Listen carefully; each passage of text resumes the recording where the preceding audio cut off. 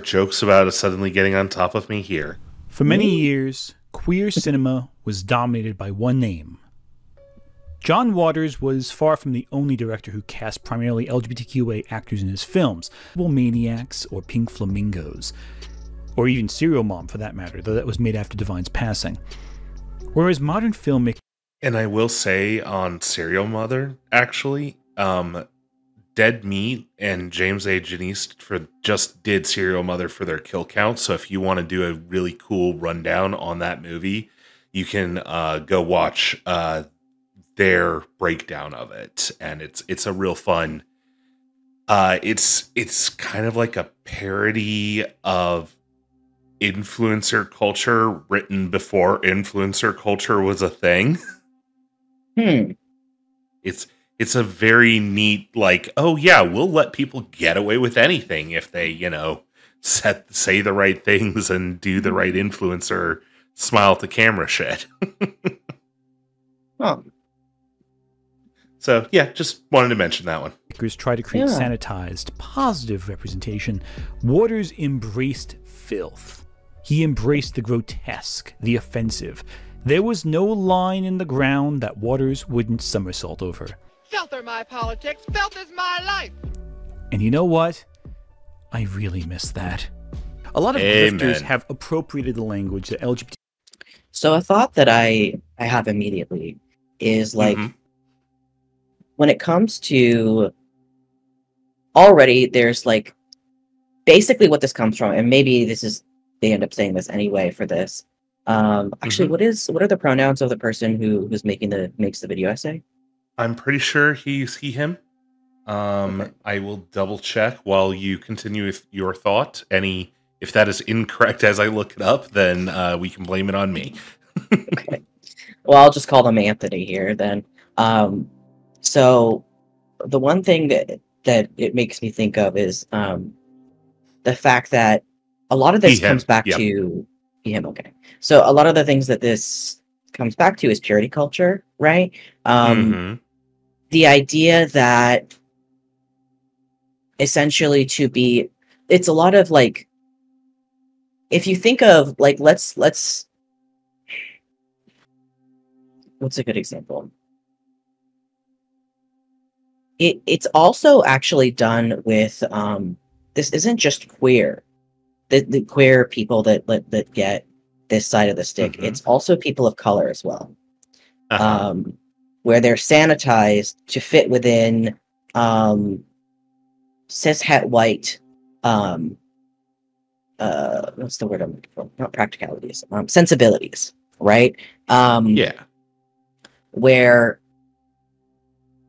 the way to be accepted, right, rather than actually being accepted, rather than demanding any critical thought or any real change from the way that they perceive people, humanity, sexuality, and anything like that, it's to fit within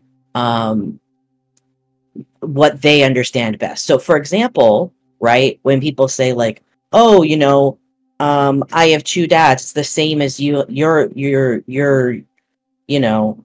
mom and dad. Like two parents, it's the same." And it's like, it's not the same. The culture is not the same. The history that we've had is not the same. The shorthand of saying it's the same is to try and get a fast track to being accepted. But in reality, what ends up happening is you just end up leaving out the people that do not fit within that category, right? I think if you forgive the comparison, and I just want to make sure I'm sort of following along with you here, is that it's kind of like the issue with people who want to say that they're being colorblind. Like, in theory, that's great that we're ignoring our differences. But the problem with ignoring our differences is that it ignores our reality as well. Yeah, we are different. We are all people, fundamentally, but we are not the same. We are not perceived as the same by society. The way that we are treated, the ways that we are, that we move within the world, that we move throughout the world are simply not the same. Like, that's just not something that we get the benefit of. And so to say, like, to treat us as the same. And like they use some, like, it's okay for there to be both. But that's kind of the thing. You can't just have one. You can't just have the super sanitized, because sure, maybe that does represent some queer people, but honestly, it really, you know what it is, actually? It's the kind of thing where, like, this is clearly made for cis het straight. Yeah, this was not made for queer people. This was made for cis het, for those folks to see queer people and feel comfortable and go, oh yeah, there was a queer people in my television show right next to the other tokens. Yeah.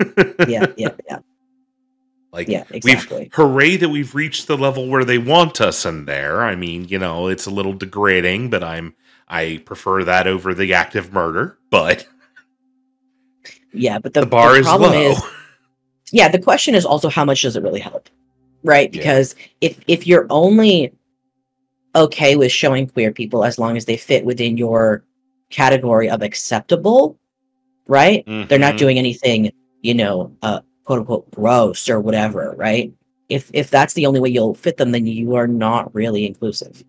And in my experience is that when people start drawing those arbitrary lines, it really starts to quickly escalate, especially for queer people, because inherently everything queer people do is more quote unquote gross or sexualized. Two dudes kissing is no different than every other Disney, princess and prince kissing at the end of the movie we have had in eternity in every children's film ever. But people will argue it's inappropriate because gay. Like, and so it always, and this is, again, this is my trauma poking its head up, but as someone who came from a purity culture, sort of upbringing, I am always incredibly wary whenever people start just going, oh, this makes me feel icky, therefore it is bad. Oh, that's like a pet peeve of mine, because that is where homophobia and any kind of queer phobia comes from. So it's also really bothers me when there's so many queer people that use that same logic to say like any kind of kink or anything like that is immoral because, ooh, it makes me feel gross. It's like, okay, you understand that is exactly you are coming from the same place that every queer-phobic person has ever come from when it comes to them being queer-phobic, right? They use the excuse in some cases, generally the excuse of religion. You're using the excuse of immorality, which, hey, that's the same fucking thing. Like people who claim that, like, oh, it goes against God, they're claiming it's immoral. You're just saying, you're just leaving out the God part, and you're just saying, well, I think it's immoral. I'm like, cool. Maybe go fuck yourself? Like, what? Like, anyway, but they don't understand that because they lack critical thought. And that is not a problem that is exclusive to the right. I will fucking tell you that. Because people will claim that they're left-leaning, and then they'll have these exact views, right? And it's like, you're not really left-leaning if you have zero critical thought, Like, yeah, at the end best, of the day, you're a neoliberal, which is not good.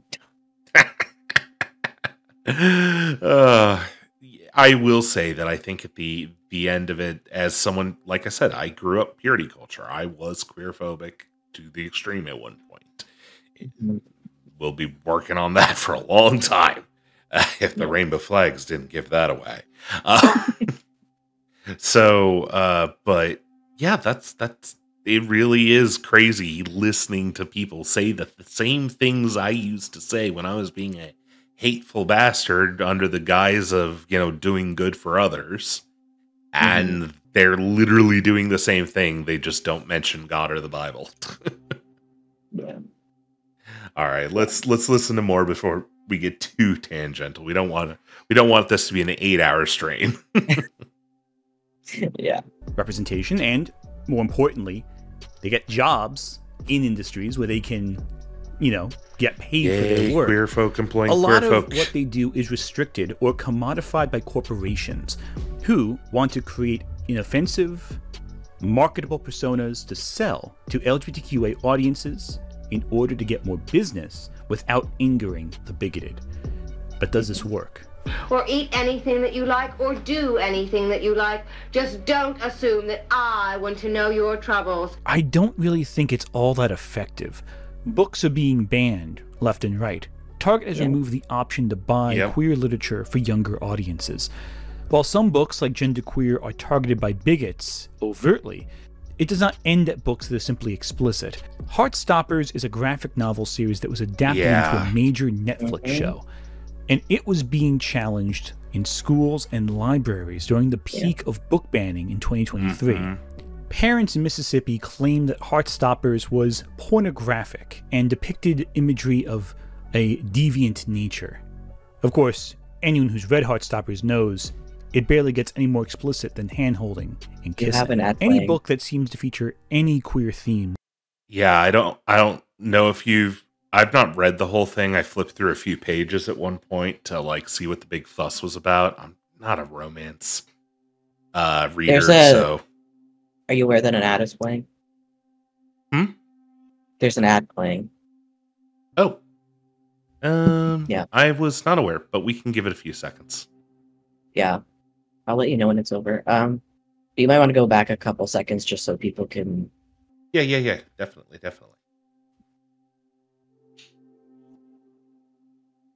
Zoop back. Palix is a no-ad king because he has Twitch Turbo. Oh.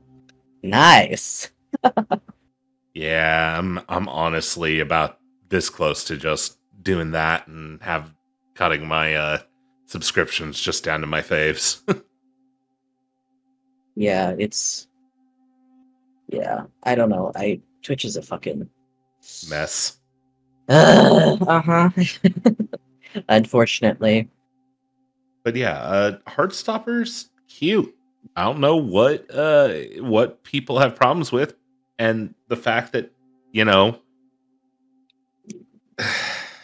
it's exactly what we were saying, that even just a gentle kiss is over the top for these folk. So the other thing is Heartstopper is so funny because actually I have a lot more knowledge because I've actually read the comic. Do tell. I read the comic a couple of years ago. I started reading it before it became adapted. It was really cool to hear it was adapted. I was like, holy shit, that never happens. That I read something and then it becomes adapted. I'm always way behind on this kind of thing. It's very cute. It's very fluffy. I really like the comic itself. The show is its own thing. I think they're both good. I wouldn't look at the show and go, this is a bad adaptation at all. That's fair. But obviously, inevitably, when you are condensing something into a show, there's just, when it's usually a long fucking comic, there's going to be scenes that are missed, so there's subtleties. Have you watched the show? I know you haven't read the comic, but have you watched the show?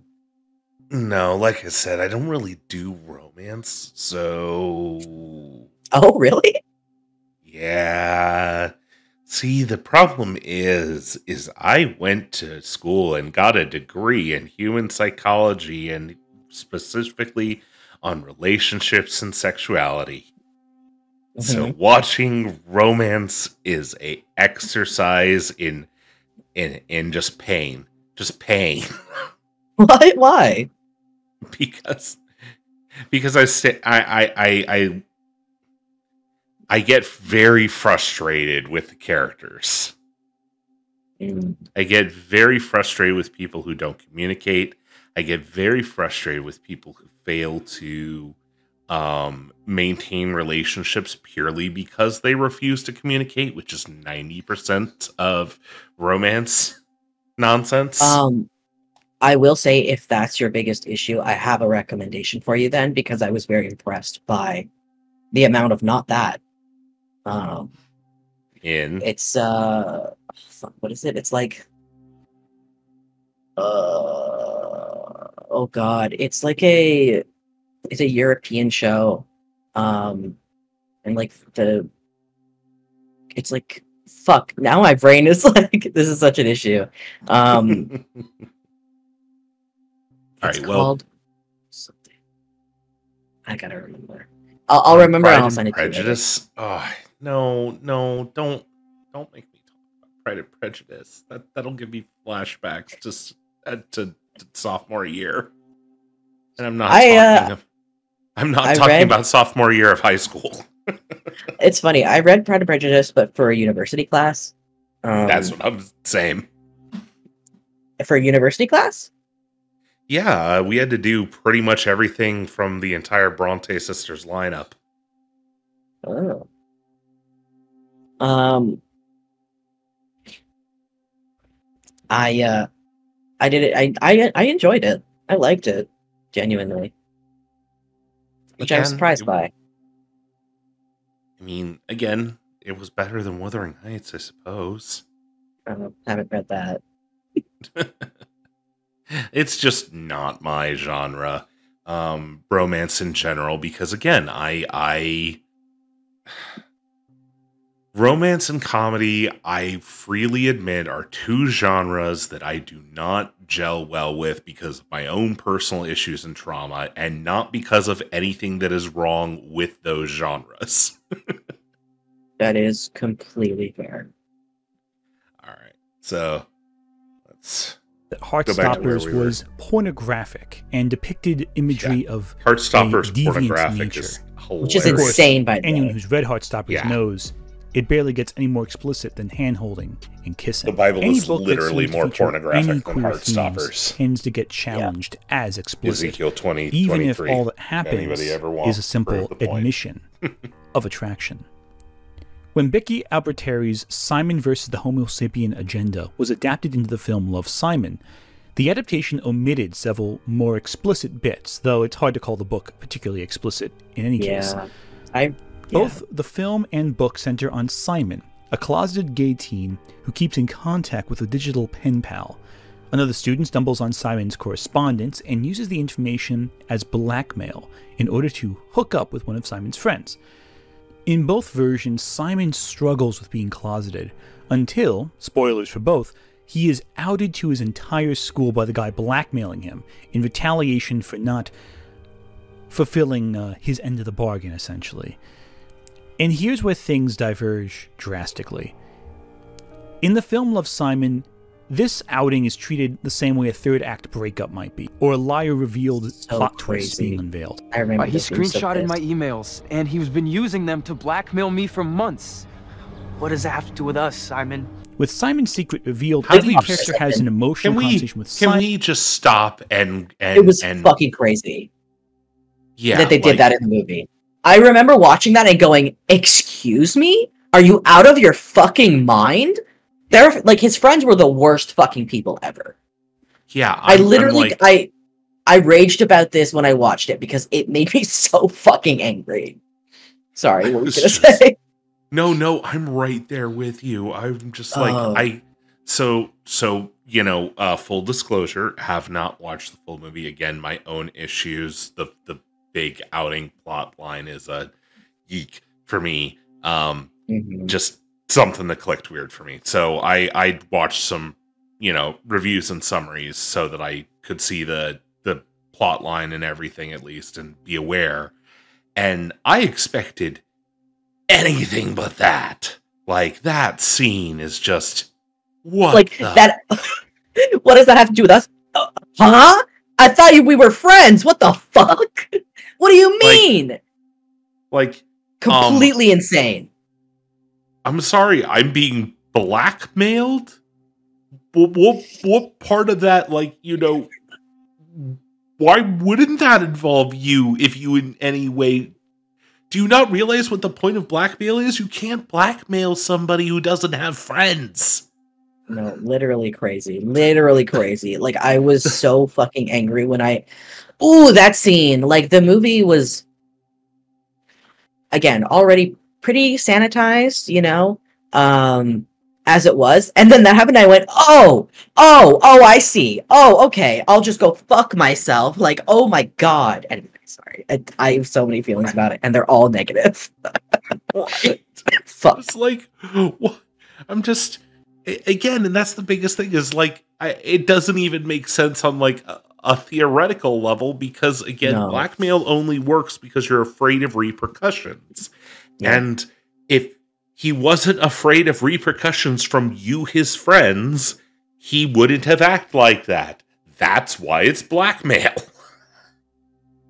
Just fuck makes me so goddamn angry. Oh my god. Simon, tension rises, but everything gets resolved relatively quickly. Oh, and everyone acts slightly out of character, too, in a way that seems weird. The film almost blames Simon for holding back on telling people that he's gay. Everyone seems upset that Simon didn't admit this to everyone early on, placing the blame, seemingly, on Simon. So you made up a bunch of lies. I trusted you. You know what? You're insanely stupid, Simon. Is that all these years, you being so picky with girls, I thought that maybe it was because you might like me too. Oh my god, that made me so angry too. Lying to them until they aren't. Yeah, like, I'm sorry. This arc, you're not being lied to when someone is in the closet. You need to grow the fuck up. This sequence is the entire second half of Queer People. And honestly, and on that, I gotta put my 2 cents in, because I was someone who was in a situation where I was forced to be outed because life events, etc. So, but like, I get it. It pisses me off so much when people assume that someone must be straight cishet because of X, Y, and Z. And it's like, you have no idea how much that person may be struggling right now. Yeah. With what they're going through, and to be that dismissive is just Yeah. Sorry, I don't know a better way to put it, and so just some angry growling from my general corner on that point, I suppose. It's okay, because like I think that's one of those things where like my own way of, because I've realized that I'm a lot of different things over time, and one of the things, for example, that I didn't realize for a while was that I am on the asexual spectrum, being demisexual and stuff, and you can go around the world still, like, specifically with demisexuality, right? The way in which I engaged with relationships and the way that I experienced relationships and a sexual attraction did not change before I came out versus after, as demisexual, because, and I think that's something that like people don't necessarily take into consideration.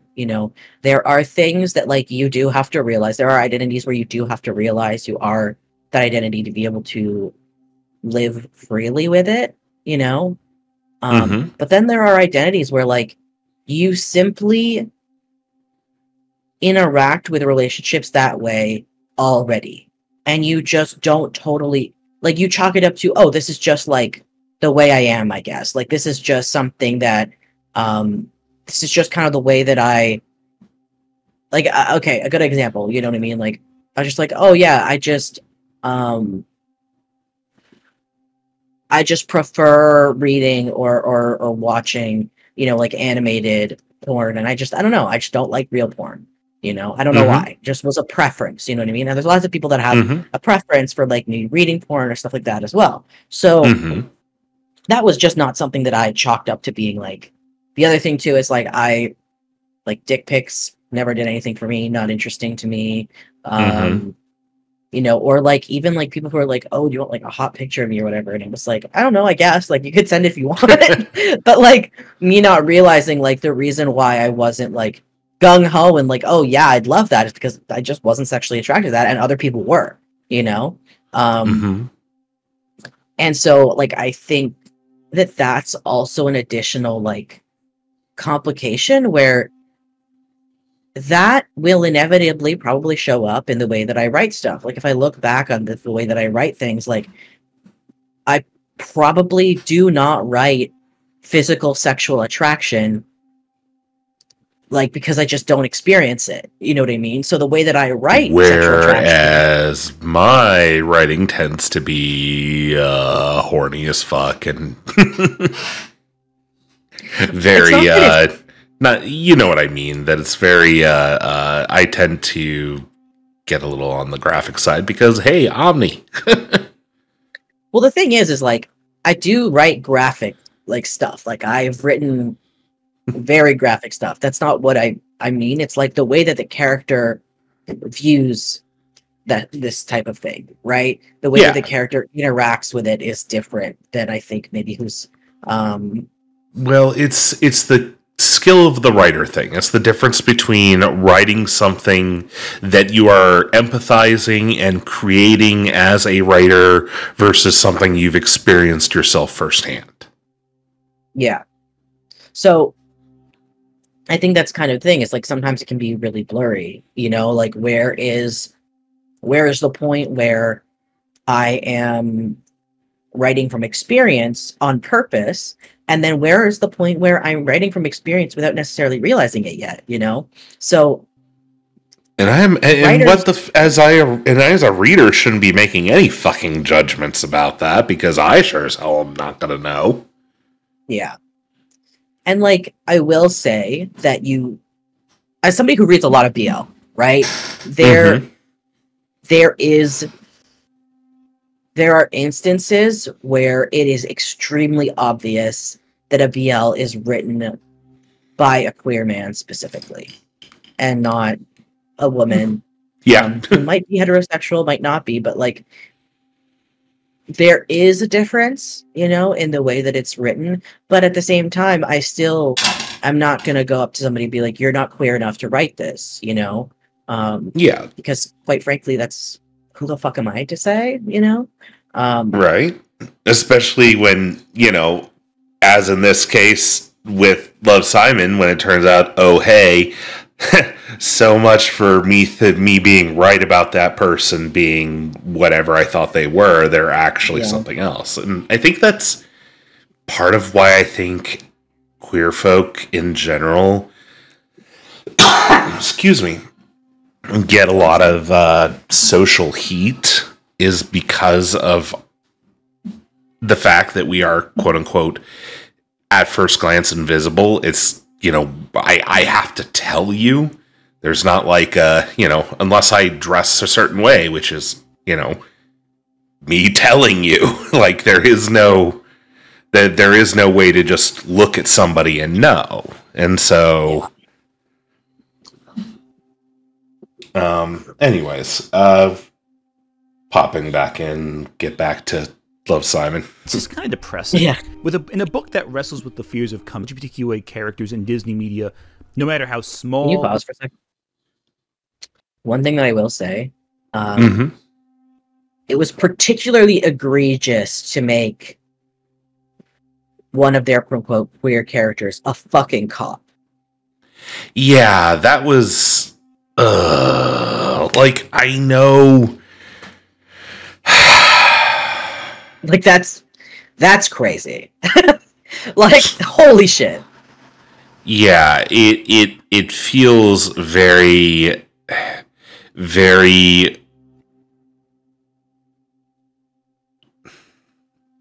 I'm trying to say this in a way that won't get me in trouble with anybody, so give me a second to phrase this. Just fucking go for it. Who gives a shit? Well, it feels like whenever they try and do a quote unquote rehab of a minority by a major company, they make them cops. Yeah, they make them, you know, traitors to their own people. fun. Yeah, it's like, oh yeah, and then you've got, because that way they can include the, you know, they can be like, see, they're one of the good ones. Yeah, which is incredibly fucked, and actually is a big part of the whole like sanitization of queerness, right? Because if being queer can be sanitized, you know, then they can be cops, and then they can be used to push, you know, right-leaning agendas, you know? Mm-hmm. And, yeah, Palix, I know, it is a funny joke to point out that, you wouldn't know I was queer without looking at me, but I am literally in a rainbow cloak at the moment. But that is literally a skin I chose, because that is what's awesome about VTubing, is I choose my literal skin. Actually, one thing that's funny is you say that, but so me too. Like, if you looked at me in person, the way that I dress right now, like, I, especially because of where I live and everything, like, I look like a lumberjack. Like, straight up. I do. I, like, especially with I have, like, a fall coat that is literally, like, a checkered, like, lumberjack coat. Nice. And, yeah, like, I don't, you probably wouldn't be able to tell that I was queer. Maybe until I open my mouth. I do have gay voice. So. Fair enough. Or insignificant it might be. Consider the backlash that Lightyear received for the Lightyear backlash pissed me off. Kiss in the background of a shot. It eclipsed all other discussion surrounding the rest of this relatively mediocre, not that great film. I mean, more people talked about the kiss than talked about the dumb twist with Zurg. So, what does that tell you? I don't understand. The reality is that was so stupid. This. A company focused on profit don't bother, and thus aims to make as much money as possible, and bigots are a demographic. Businesses can rely on bigots to send them money more than they can rely on LGBTQIA people, because when you do representation wrong, the audience loses faith. Consider... And of note, you can sell anti-woke water for $12 a pop to right-wingers. So, like, the thing is, capitalism... Yeah, that's which is kind of what he's saying here, is that, like, that's a reliable base that so long as you keep them quote-unquote happy, they'll just keep buying it because they're too damn stupid to... Yeah. And it's sad because it's like generally these are also people that are not necessarily well off financially, you know? Yeah, well, and so it's like you let yourself get preyed upon by letting anyway, whatever, fuck. It's gonna piss me off more, but I don't get to. We get to be mad about Activision Blizzard for a moment instead. Backlash that occurred when Blizzard revealed their diversity chart that they used to determine if a character was diverse enough for release in Overwatch. Audiences in the I remember that saw that as kind of commodifying. Companies want those bigots' money, but they also want rainbow bucks. And rainbow bucks come in when you put in the little gay catnip to draw in the queer crowd during Pride Month, and then never after again, of course, because we get scraps from the table. You'd think by doing the bare minimum, maybe people will get wise to what they're doing, and many have, but they still turn a profit from delivering a bare minimum to the target demographic. It's fairly transparent when you see how they treated Nimona. Do you think he saw us? I'm sorry we have to curse you with knowledge. To be fair, Plum, I am an eldritch monster. Curse knowledge is my thing. Trans and queer identity. The original graphic novel is messy in a way that lends itself to painful self-reflection. Stevenson himself has discussed his history growing up in a conservative household. I honestly love Stevenson. He's so cool as a person, and that influences all of his writing. I'm saying this is wrong. They've been lying to us, manipulating us. Hordak, Shadow Weaver, all of them. She-Ra was so good. Did you just figure that out? If you're only familiar with Nimona thanks to the film, I highly Did you ever watch the She-Ra? graphic novel, since it also embodies the core thesis of this video, that we need more problematic, more messy queer characters, front and center, who are not moral bastions of hope. The project was eventually salvaged and became one of the biggest animated hits on Netflix, and was even nominated for an Academy Award. Ironically, Disney's animated film that year, Wish, did not get nominated for anything. Oh, so cool. We're famous. You've got to be kidding me. Duh. I love us. Clearly there's such a an good appetite for movie. legitimate representation outside of the sanitized version that Disney and other companies like Disney deliver us. There's a reason She-Ra did so well and remains a favorite among queer audiences. Ooh, and it's an ad break. Oh.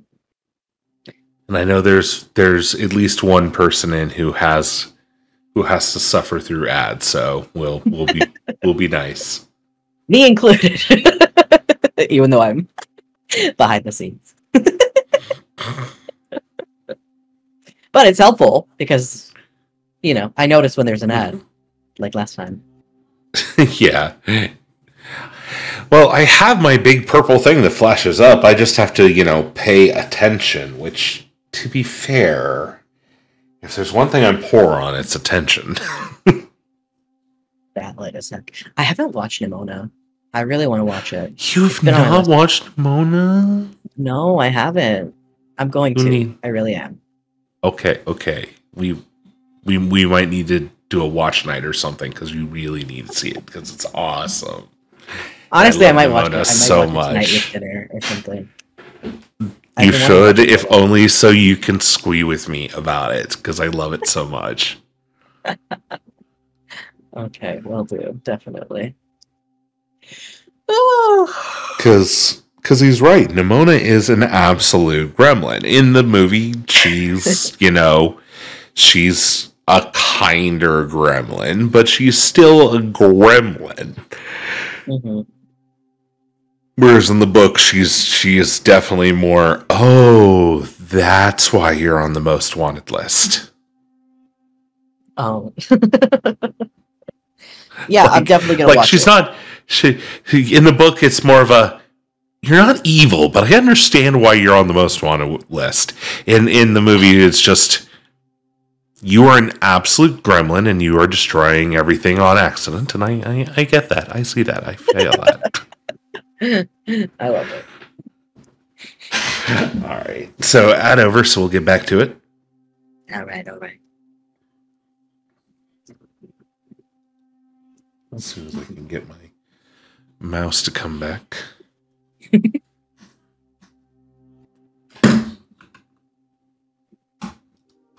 Where did my mouse go? Goodness. There it went. Don't know why that happened. Continuous backlash from right-wing critics. And it did quite well, regardless of that criticism. Besides, frankly, they weren't the target demographic anyway. It was always families, younger audiences, and the older queer adults who didn't grow up with representation in the media outside of, again, Sailor Moon. Oh, great. Why do you think they've entered the contest? They're girls and cousins, too. And Catra is a character, complicated, whose arc is toxic and goes back a few times in terms of... I tell people who are worried about roommates, it could be worse, it could be cousins. She does awful things to people close to her, and yet there's still a core humanity to her character that audiences were drawn to. It's interesting, it's valid, because that's how life is. Not everyone is a squeaky clean hero. Some people make Most mistakes, people aren't. and some people double down on those mistakes, becoming incredibly toxic to be around. That's a human story. And it's a compelling story, especially for an antagonist. But so this, for me, delves into something that I have been critical of before, of other people anyway, that have been... It's the problem of the perfect victim, right? Yeah. Where you're not allowed, for you to be acceptable as a victim, you have to be perfect. You have to have dealt with the trauma in a quote unquote acceptable way. You have to be a beacon of moral you have to begin with like a moral bastion. You know, you have to be perfect, because if you're not, then they'll say, oh well, actually all of your traumas actually like warranted, because clearly you're a bad person. You know, yeah, like and obviously you're a bad person because, you know, that, and you deserve the trauma or something like that. Like that ends up being the narrative. You know, what were you gonna say? Well, so are you familiar with the sorry, I want to make sure I get her name right, so before I say it,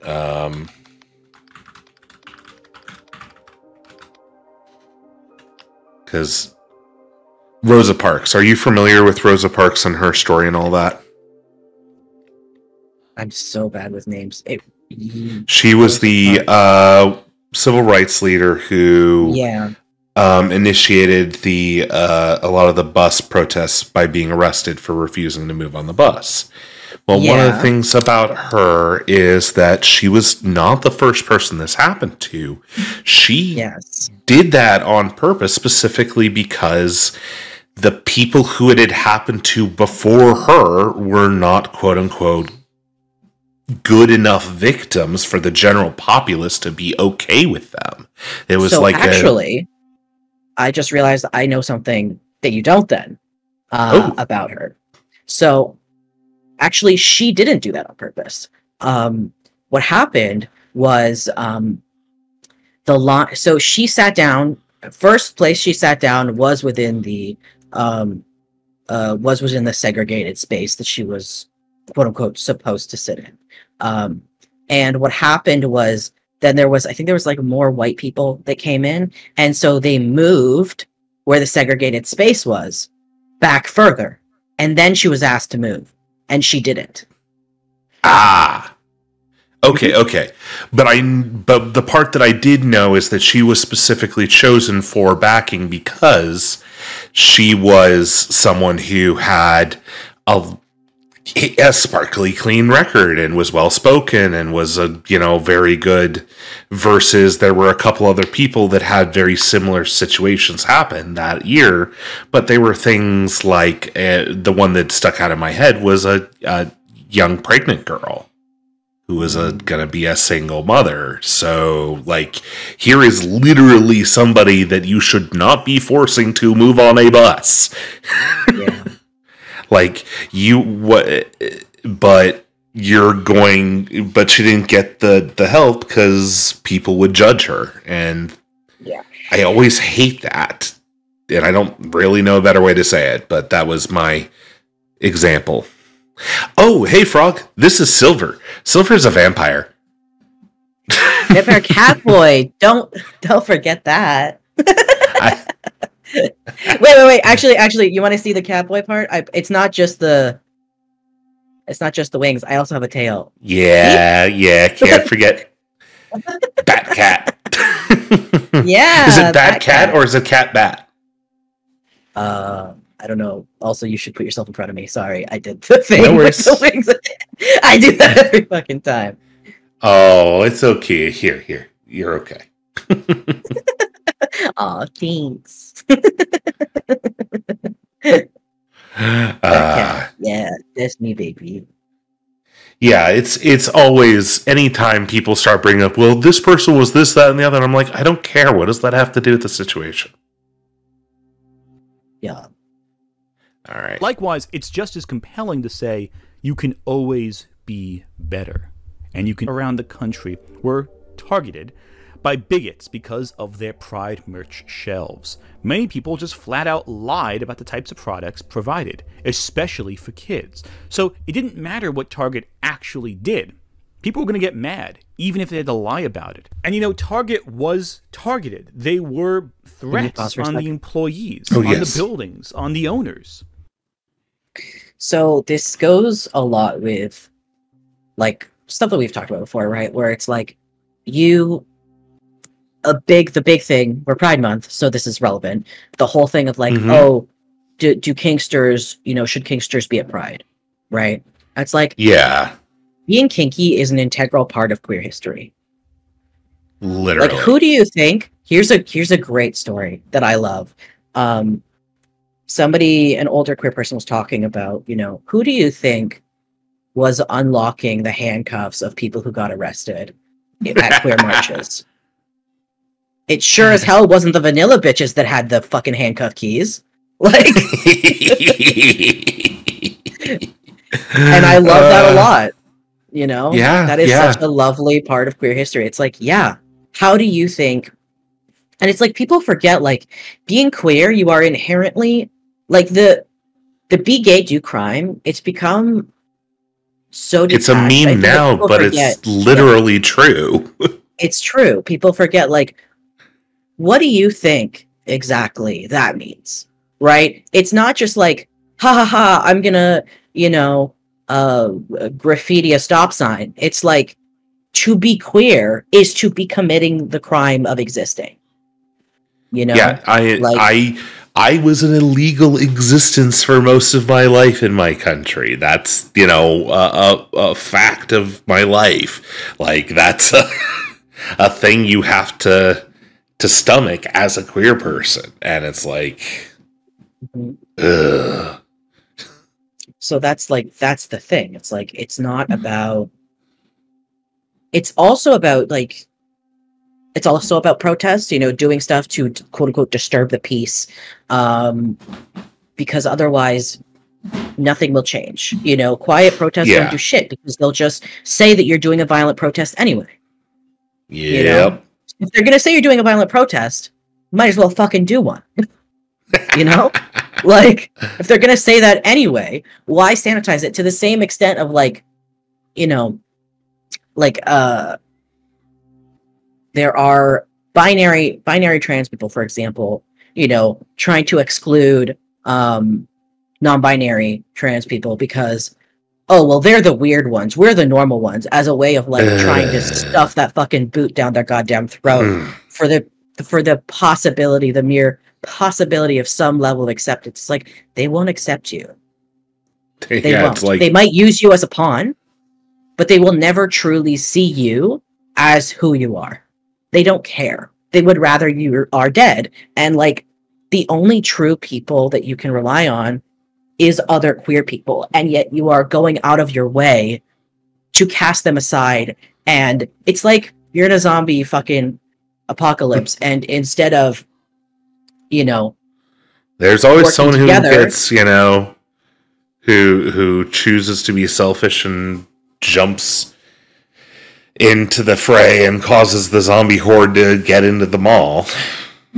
That's the thing, right? It's like you are pushing your allies down so that they may get mauled in hopes that you will survive, and you won't, because now you're alone.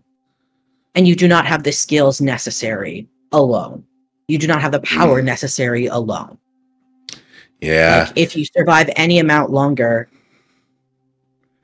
it won't You're save you. You're completely right, Frog, by the way. It's always, there's always infighting, but people are more powerful together. When we work together, we are united, we are stronger. That is one of the big things of Pride for a reason, is that we need to stand together because there's not many of us, but there's enough of us.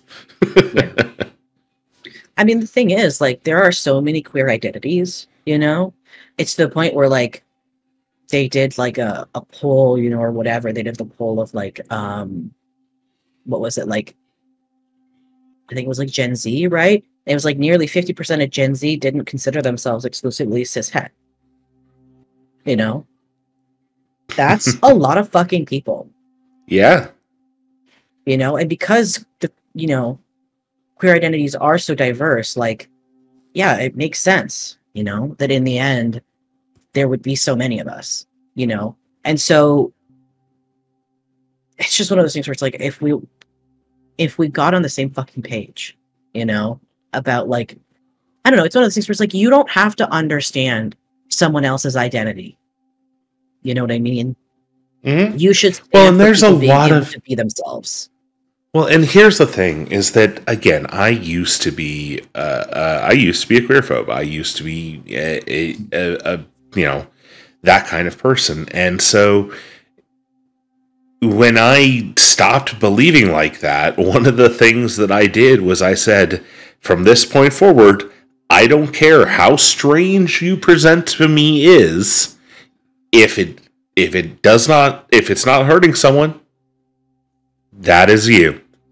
That is, so if you tell me that you are this type of sexual, or this type of sapiosexual, or whatever, or I'm just trying to think of one off the top of my head, but there was one that I saw recently of somebody who invented a sexuality for themselves. I think it was bunsexual with an X. And they made a pride flag for it, and they were like, I don't know, I've never felt like any of the labels that exist out there fit me. And, I'm still going to use demi boy as the term, because I know more people are familiar with that. But it just didn't feel like something was quite right. And I thought that was lovely, Like, why not? Why not create your own identity that is more specific if that is something that feels good to you, that makes you feel better about yourself and how you identify. Palix, I'm curious, because I know, if I remember correctly, you're German, right? So when you say that they identify as blue gender and their pronouns are blue, how does that parse for your language? Because I'm just curious, because I only know how that would work in English. And like in English, it wouldn't be so bad, because like, okay, just replace he, hims, and she, hers with blue, and okay, be a bit weird, but I'll roll with it. I've had stranger. But German, oh dear. Yes, it's a clusterfuck. It very much doesn't. Using no pronouns and just use the word blue. Oh, well, it's not that hard. It's just like their name is blue, essentially, what that ends up being, right? Yeah, I guess so. But I think the problem is that the way German.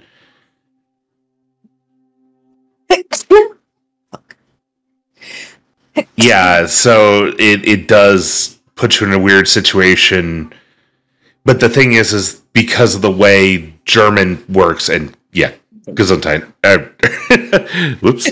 I mean, bless you. Whatever. They both work. Yeah, no. I can see how it would how it would be a little difficult, though, if you were trying to parse that frequently. But I actually know, I have a friend whose their name is actually Blue. It's kind of funny. There's the thing that I was thinking would be. I'm like, I know Palix too well for them to be griping this much about someone asking about a pronoun use without it being something weird about the German language. I mean, I will say, honestly,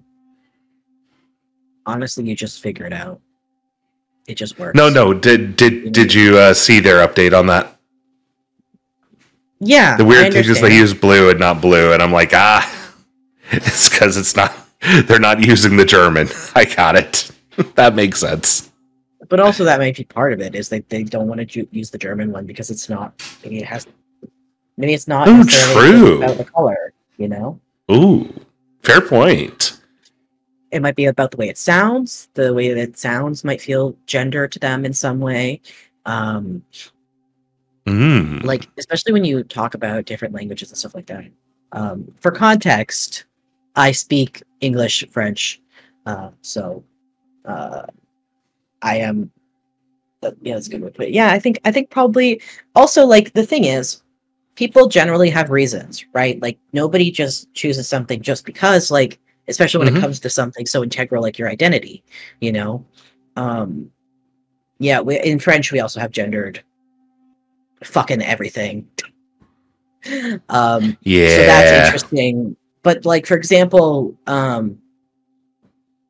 what I'll do is I'll just mix it up.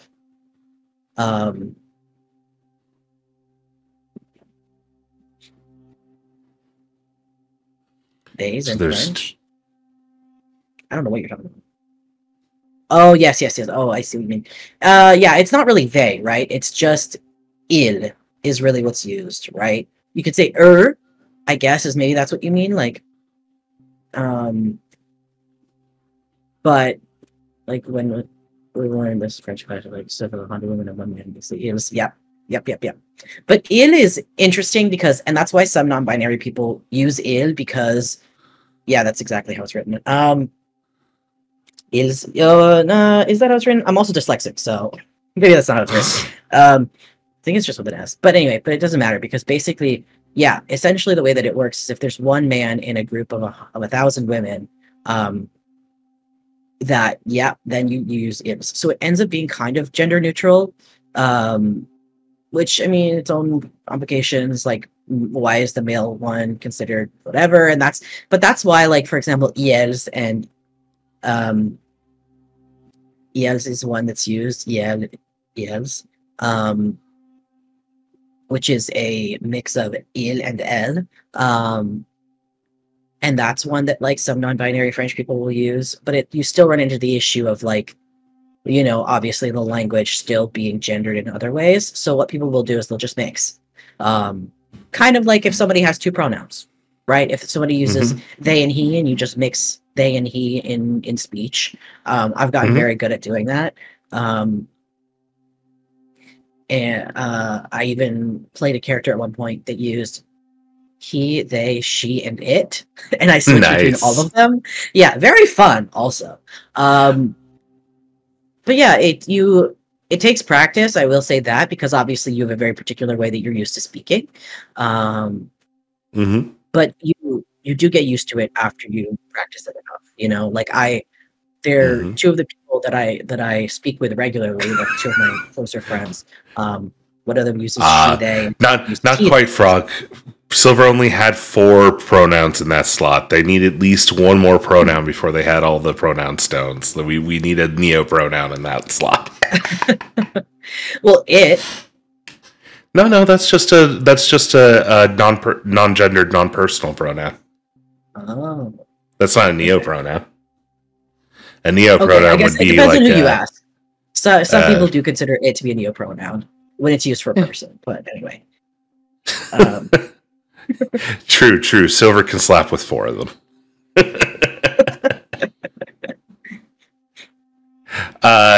We should probably watch the thing we were supposed to be watching. Well, I want to hear what they have to say. Listen, go ahead, Alex. Yeah. I want to know. Listen, you offered a curiosity thing to a bad cat. I have ADHD. I don't know what you want from me. The tism is also definitely very there. So I can't help it. I want to know. You're fine. I'm curious too. Also, like, this is a stream. This is what this is for, you know? What's your take on people saying it is a racial pronoun? A race pronoun. So it has connection to slave owners, common things. Would you like to go first? No, what were you going to say? Go for it. I'm curious. I'm going to say this very clearly and plainly. No one's personal pronouns mean anything outside of what they mean to that person personally. So you can't, someone's personal pronouns, you are not, you know, if you are applying that to someone to dehumanize them, then yeah, no, it's not just racist, it's just literally dehumanizing and evil. But if your gender is to be, you know, is to remove that humanizing element, and that is how you identify, then sure, that is your choice. It's this thing we call autonomy. What I was going to add was it feels comparable to the term femboy, in the sense that when someone is using femboy as a way of identifying themselves, right? There's nothing wrong with that. But if somebody tries to call a trans woman femboy, that is explicitly fucked, right? Like you are being, your purpose is to invalidate someone. Your purpose is to hurt someone, you know? Yeah, exactly. Also, I do want to add, you take his, yes, it's dehumanizing but in my case, I wouldn't say that it's necessarily dehumanizing, because this depends on who you ask. I've known some people who use it, and to them, it wasn't that it was dehumanizing, it just felt completely like lack of gender whatsoever. Whereas she, they, and he all felt like they were gendered to them. Whereas it felt like completely removed from gender. So to them, it didn't necessarily feel like, well, I'm using dehumanizing more as the English short term, that not in the negative terminology of like, so we have this weird thing in our languages where since everything is so wrapped in gender that it's kind of attached, but that is kind of what I mean, that part of using it is because it is a gender neutral, applied to everything. It's dehumanizing, not because it's anti-human, but because it's not attached to the human experience. It applies to everything. So it's not dehumanizing in the awful way, unless that's your intention. So if I'm using it as a personal pronoun for myself, I may be using it because I don't want that attachment to those things that are all the weird gendered nonsense that get attached to all of the human pronouns. And I want I want the thing that applies for everything. I think that's what it comes down to. It's a personal, when you are using something to identify personally, it is different from you calling somebody something, you know? Another example is the term futa, right? Oh, yeah, definitely. So I've known some trans women that really liked identifying with that term, and it felt comfy for them. And so but you go around calling any trans woman a futa, that's fucked. Don't do that. You know what I mean? Like, you will be punched and you will deserve it. Yeah, like that's not okay, right? Again, it comes down to people being allowed to self-identify, especially in queer spaces, with whatever terms feel comfortable, to them, no matter how icky or whatever the fuck some other person might feel about it. It's not their way. You cannot police how other people identify themselves, you know?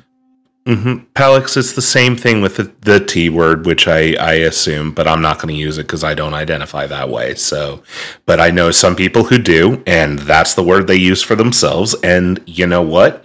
That is how they identify, and that is their right. And I'm not about to tell them no. Also, I will say, like, I am friends with an older trans woman, and she doesn't herself identify with the term, but like she knows people within her generation that still identify with that term because it is the term that was used in the past, you know? And it's what they grew up with. It's what they grew up with. It still feels comfortable to them. And even if there are younger trans people that feel comfortable with that term, that's still completely fine. You know, again, you do not call somebody this, you know, unless they have explicitly said it's fine, you know. And if you're, not that combination, perhaps step off and, and don't try and use things that aren't yours to use, as it were. Yeah. Also, like, I hate to... Oh, yeah, add. Well, but for those of you kings who are subscribed /turbo, I guess. remember, Amazon Prime. I do have to pee though, so I might take this opportunity to do that. Yeah, I will be right. Where's my phone? Yeah, Frog, I get that. I do think there's a difference between the anime term and, like, people who identify different ways, and once you start including anime terms into things and try applying them to real people, that's where it becomes a problem. It's like, people, don't apply anime terms to real people. Don't apply Fuda to real people. Don't apply trap to real people. These are anime terms. If someone chooses to identify that way. Yeah. Unless they identify with it themselves, but you still don't call somebody that. You know, that's still the difference. Also, I still have to pee. I'll be right back. Where do I fucking now that the I have not watched The Office, Palix, because that is not my style of humor. I actually really resist comedies in general. They just don't tend to land particularly well for me. There's probably something there about me being resistant to being told that I should find something funny, thus resulting me not finding something funny at all. But also, I worked for a corporate office, so a lot of what I saw of The Office was just a little too real. Like, I don't want to deal with any of this.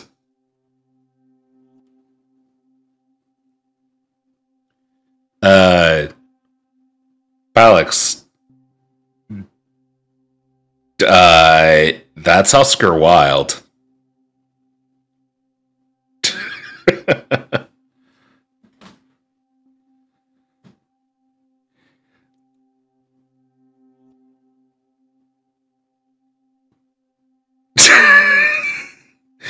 I refuse. You are not allowed to steal a gay man's quote for The Office, okay? Not during Pride Month. Oscar Wilde was into dick, Palix.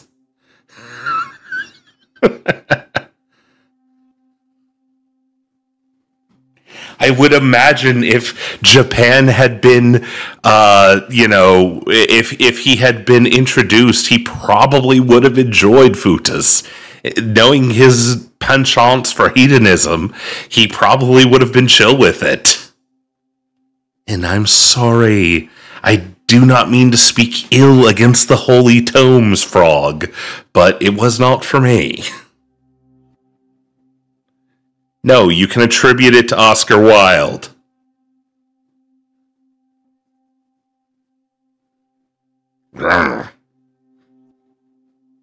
I will grumble at you over that one.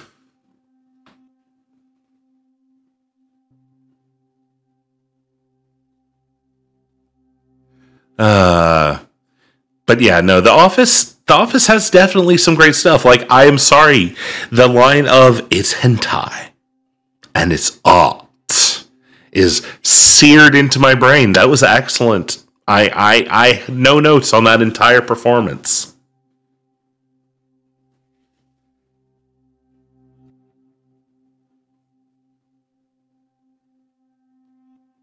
Don't care. I choose to believe it, Palix. I will not allow the truth to get in the way of my enjoyment.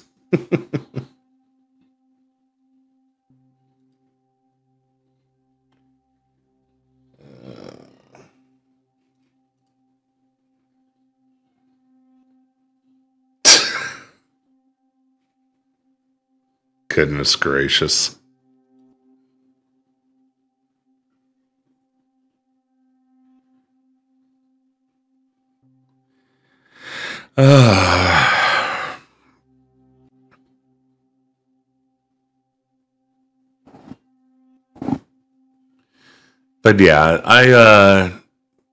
But yeah, just the general humor of The Office, of the sort of like bumping heads up against each other and miscommunications, and just, it was all the crap I had to deal with.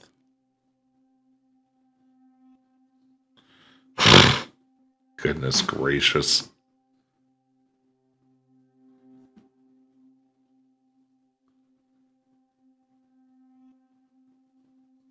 Alex, I'm not fussing with dragging this up on my stream for the moment.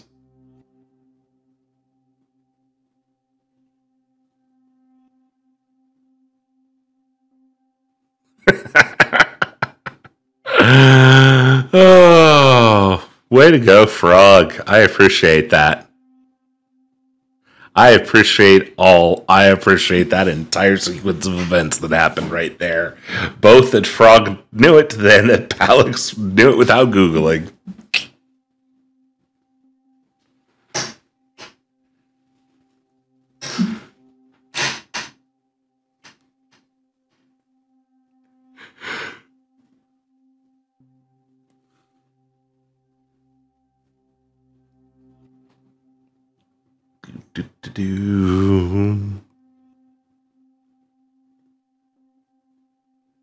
Just waiting on the vampire.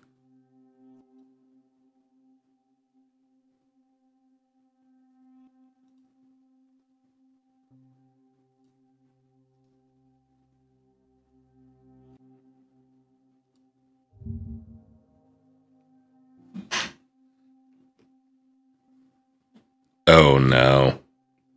This should be interesting.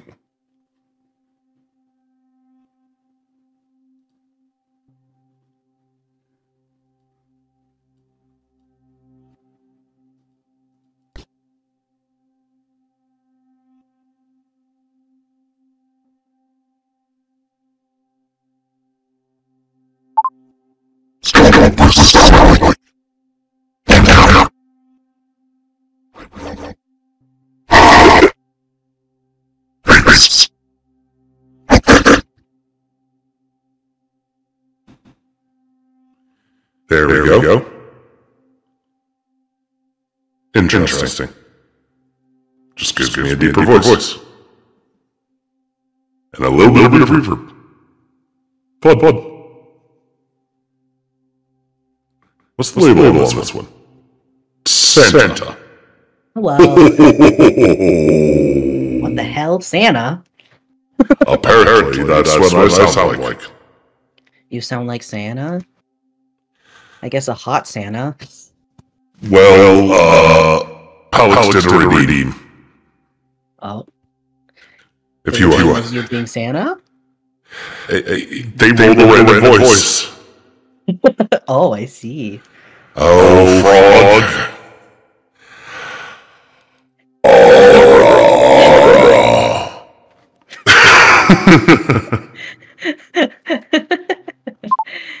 Was that good, Frog? Was that good? Did you like your aura? Oh, hot.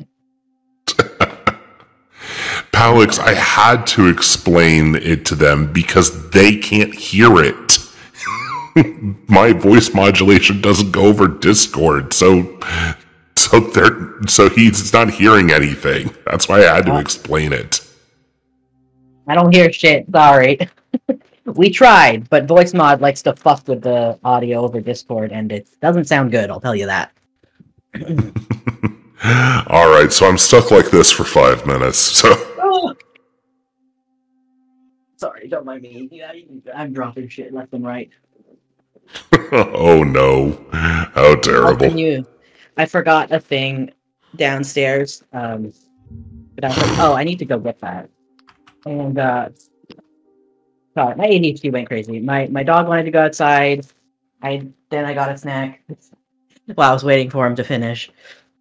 And then I realized, oh right, a poster that I ordered came in. I'm gonna send you a picture of it when I have it up later. I just brought it upstairs and I accidentally dropped it. It looks so fucking good. It's so cool.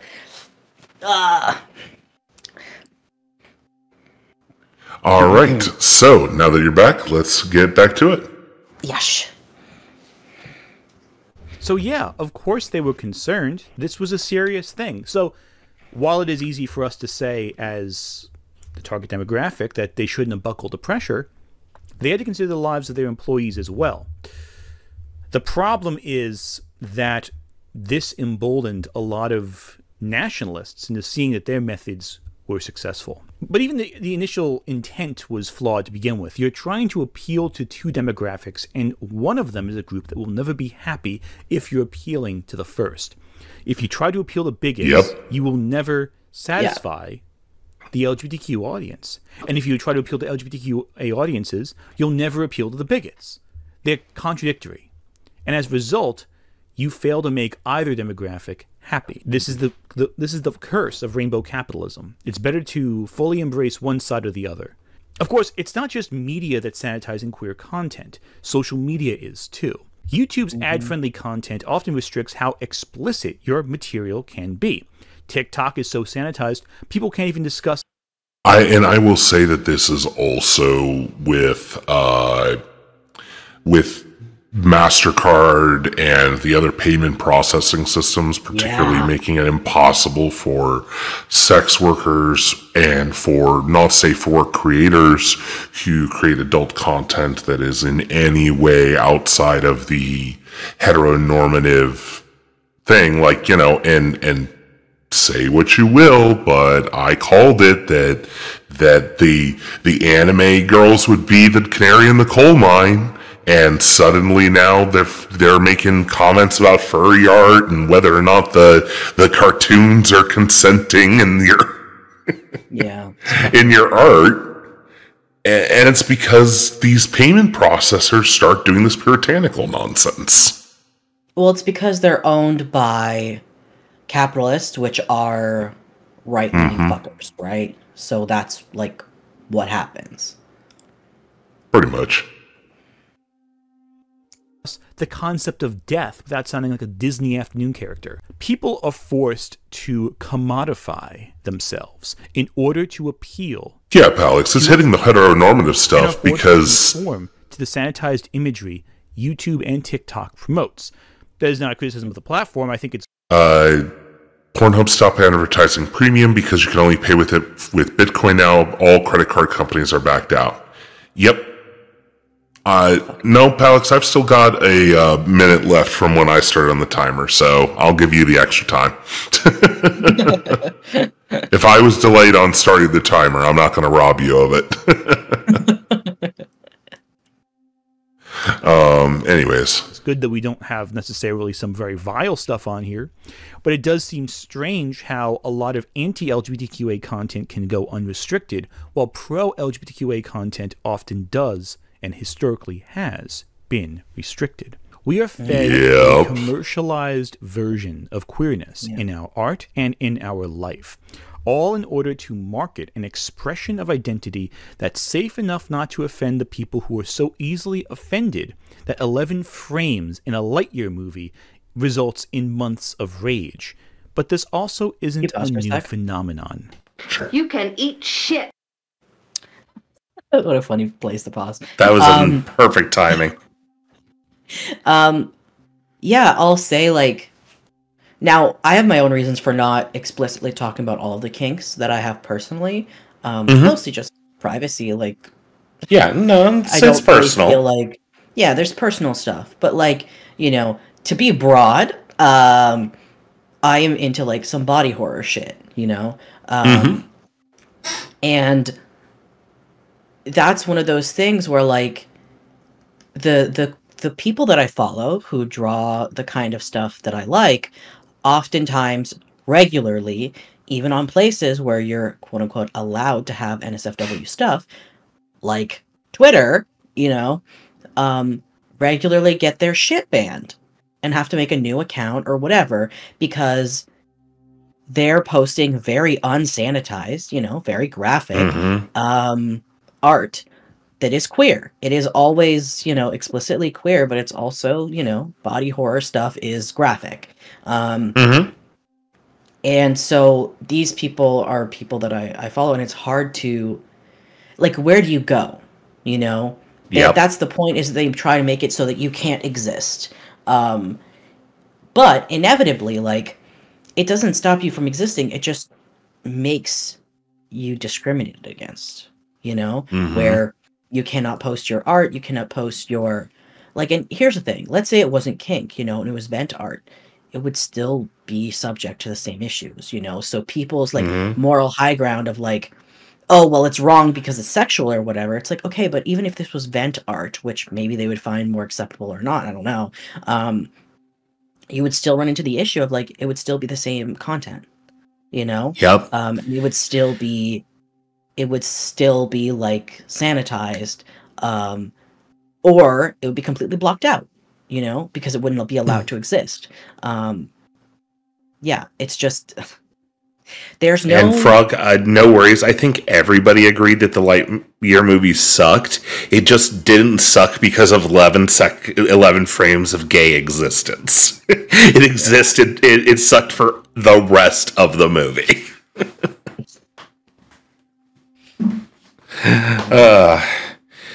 Yeah, so yeah, no, I completely agree with you, especially as someone who also enjoys, plenty of messed up body horror stuff. So For all I care, Miss Sandstone. I mentioned John Waters and Divine before. I focused on Waters' subversive writing, but not enough on Divine. Remember I mentioned Ursula? Yeah, so Divine was the physical inspiration for The Little Mermaid's Ursula. One of the funnest facts about The Little Mermaid, I think, has to do with Ursula. I think one of her original inspirations was Divine. Yeah. From John Waters' Flamingos. Kill everyone now! Put some! Get some! This was part of the grand tradition of Disney villains being queer-coded, a term used so often that some people think it's a made-up term. But the reality is a very simple concept. During the Hays Code era, LGBTQIA characters could not appear on screen at all. This was among other restrictions as well, such as kisses only lasting 3 seconds, the bad guy having to be beaten by the end of the film, no overt violence, etc. That's what I'm going to do to you now. Tear the skin from your body. Slowly. Bit by bit. Now, prior to the Hays Code, there were films with queer characters. Never heard of them? Vingarne might be the first queer movie ever made in 1916, adapting Herman Bang's 1902 novel, Mikhail. Salome is a 1922 film featuring an all-gay cast. One of the last major Hollywood films to feature overt queer themes before the Hays Code was put into effect was Dracula's Daughter, a sequel to Universal's Dracula, featuring a lesbian vampire. Very explicitly so. Why are you looking at me that way? Yes, you'll do very well indeed. But post-code things changed. If you had any overtly queer film, they were films like The Children of Loneliness, a bizarre lost film that exists sort of like the gay equivalent. So, obviously, you talk about queer vampires, and I was waiting for you to pipe in. I'm like, okay, when are you going to speak, Silver? Because you're up. Well, I was gonna wait for him to finish saying what he was saying about it. Fair enough. So he moved on to a different topic, so I was like, okay, I will say my piece on it. Basically, like something majorly not known about Dracula. Yeah. Vampires in general. This vampire knows stuff. Listen, I can't be a queer vampire catboy without knowing shit about vampires. You know what I mean? But there's a couple things about vampires that I find really interesting. So, one, they have been used as an allegory for being gay for a long time. The idea of them being like the whole like predator on other people, the act of a vampire like biting on the neck specifically is very sexual. The fact that a male vampire doing that to a male human, like that entire thing. Also let's face it, the first part of Bram Stoker's Dracula is pretty non-consensual. Also, yep. Exactly. Like to that's the whole thing of the predator side of things, right? The ravenous being who wants you so bad they won't take no for an answer. Yeah, that they crave it so badly, and that craving is an evil one, right? It's an evil craving. It's a demonous craving. As a way to obviously demonize the queer attraction. And so there's a lot of layers to how vampires have been used in media as a way of being an allegory for queerness and specifically gayness. So it's also interesting as why the evil gay vampire. Yeah. And I think it's one of those things where it's like the reason why I identify with the vampire specifically, One of them is the the biting in Dracula is a metaphor for rape. Yeah, one parallel is both made. I mean, pure. Yeah, I thought back in the time. Mm-hmm. Yep. Yeah. There's lots of like. It is sexual violence, but translated through physical violence in a way that allows us to approach it without addressing the sexual component of it and leaving the sexual component under the covers, as it were. Yeah, under the subtext. But it's interesting because one of the things that I've always really liked about vampires, one, obviously me identifying with them is a claiming back of the media in a sense, but also I find it I get irritated by the sanitization. Again, it comes down to the same topic. Frog, I don't think that there was anything particular about that, and at least not in the Bram Stoker version. But yeah, my there's a couple things where, like, firstly, I like the type of masculinity that is displayed with vampires. Refined, controlled. It's a more refined, controlled, but it's also prettier. True. The type of masculinity is more, you could call it feminine. And also, again, it's very much aesthetic, if nothing else. Yeah, but it's also like that. Even that is more of a tip towards the allegory of it being, queer, because the type of masculinity that is shown is a more queer masculinity, rather than the stereotypical cis-het masculinity that you might expect. But yeah, so there's a lot there, and I think for that same reason, like, it's very clear in a lot of, like, vampire media, at least at that time. Now, like, I take issue with, like, for example, Twilight, because it heteroized it, Oh yeah. Like, very, very deeply, but also it's written by a fucking Mormon woman, so.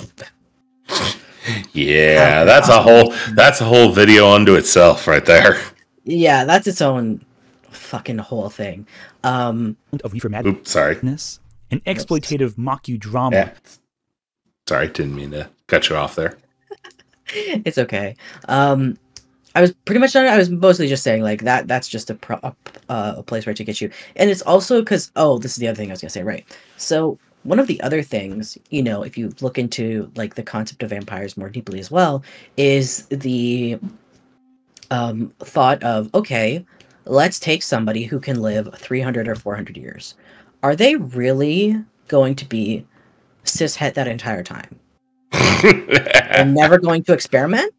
Like, genuinely, I'm not even joking. I'm just thinking, like, logistically, you live that long.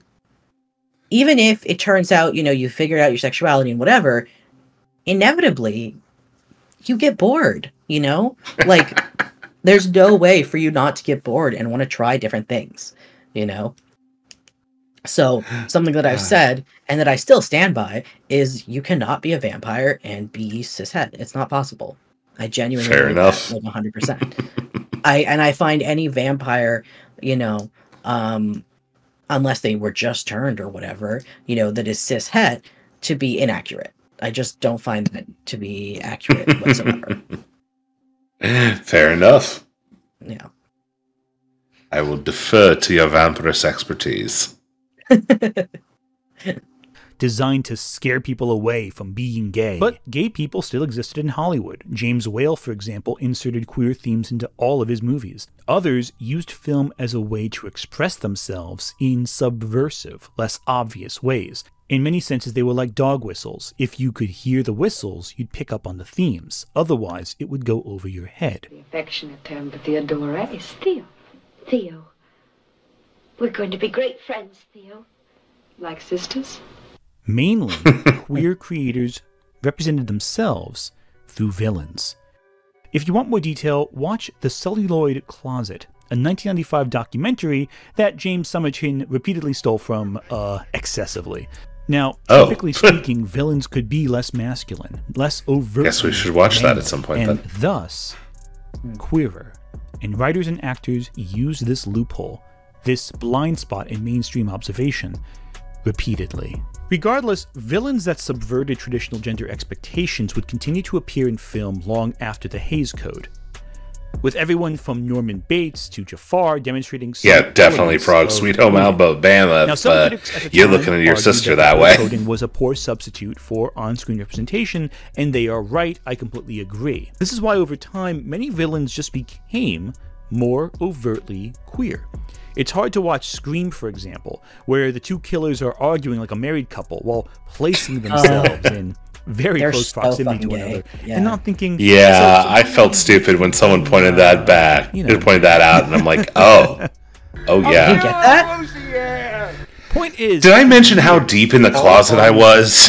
For queer rep were villains. So, which and like I don't know if this was intentional, but it feels like to me that they are definitely. They felt like they're a reference to the two killers that were. That was one of their noticeable things that made headlines at the time was they were gay. And they were but they insisted they weren't. They just did things because, and they had very much the vibe of the Scream duo. But it was unfortunately real life. Oh shoot, what was their names?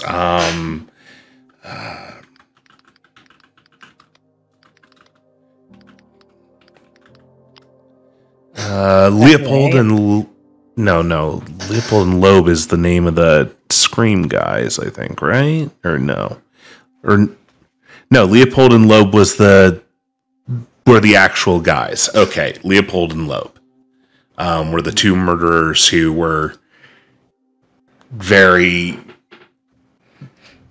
Yeah, okay, and so I guess I'm not the only one who's pointed out that they very much vibe the same, of the two very obviously gay for each other gay guys who are evil murderers who totally are not gay, we swear. So those are real murderers we're talking about now? Yeah. So Leopold and Loeb were two actual murderers. They killed a kid, and it was what made their and they did it because they were two rich fucks who wanted to get away with murder. Well, literally, they thought they were smart, and and they fucked up the whole thing because of course they did. And the court tried to make it about the fact that the two were very queer with each other. It's like as their proof, and not about the fact that they killed a kid. Yeah, Jesus. God, fucking people are dumb as shit. You need to throw the book at these two because they very clearly are the evil gay predators, and et cetera, et cetera. Yeah, so, God. But they were just like the duo in Scream, which I guess the screenwriter did confirm that this was a reference, that the killers in Scream were based off of that setup and that relationship of those two who were, again, they admitted to being in a relationship of some kind together, but it was a very not healthy, not okay relationship, and it was not a. There's an ad. Timing. Ad friendly. Timing. Yeah. All right, we're almost done. Mm-hmm. Also, I love that you were like, "Oh, let's watch another one or something." I was like, "Let's get through one. We're already at 2 hours." To be fair, we've had a couple of pauses, and I've let things go a little sideways because I knew we were doing the shorter one. Yeah, well, also just like a lot of talks we've had are long, so. Palix did do some shit posting. That is fair enough.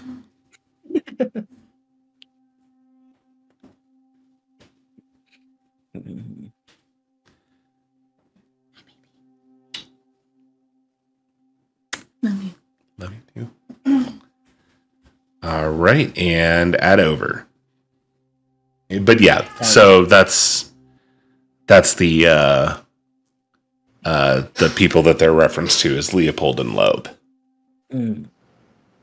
Gotcha.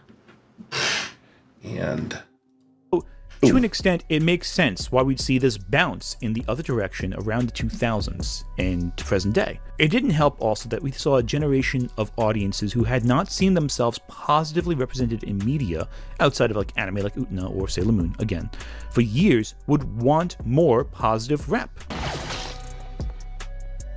Your shirt. And that's another thing too. Bury your gays. Gay characters who were likable were often killed in television and media, even into the 2010s. Yeah. Like, sometimes immediately.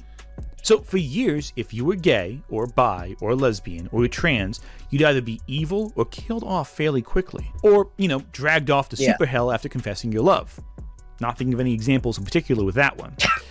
Or you'd just be there for the appeal of a heterosexual audience, especially if you were femme or femme-presenting. And if you were trans, well, you'd either be the punchline of a joke, a secret villain, or both, as in the case of Ace Ventura. It's no wonder that in the late 2000s, Ace Ventura in conjunction with the rise of Tumblr, we started seeing a push for more positive. The worst part is that my brother and I were huge Jim Carrey fans, and my brother mimicked everything Jim Carrey for ages. So that movie is like very ick. It's so awful. Here's the thing. You hear about how awful it is, and then I watched it, and I went, oh my god, that is so much worse than I possibly thought. Like, whoa. It was so incredibly disgusting. I literally cannot overstate how absolutely fucking vile that was. It was really like, I watched it and I was like, what the fuck? Because I already knew it was bad because of what people had said about it, you know what I mean? But watching it, I was like, hey, huh? Are you out of your fucking mind? It was so disgusting. Yeah, it's really bad. And so, it was... Yeah, Palix is like, oh, deja vu. Remember when you told me this story? Like, yeah, it was a thing. Rep. But by that same metric, we also saw the jigsaw pieces come together for what would become the sanitized version of queer rep that we're seeing across the media landscape today. As great as Tumblr was for giving young artists and writers, again, N.D. Stevenson is one example, a platform to promote their work in the first place, it allowed businesses to look at the trends that started to assemble on Tumblr. The sanitized, squeaky clean soft boys, the wholesome lesbians, the chaotically anxious bisexual, the nervous, anxious trans person just waiting to come out. These are honest stories based on honest experience, yes. However, businesses don't see honesty and see that for what it is, an earnest narrative. They see it as, oh, this is getting attention. We can turn this into a product. And thus, honest experience became something they could sell and something you could buy.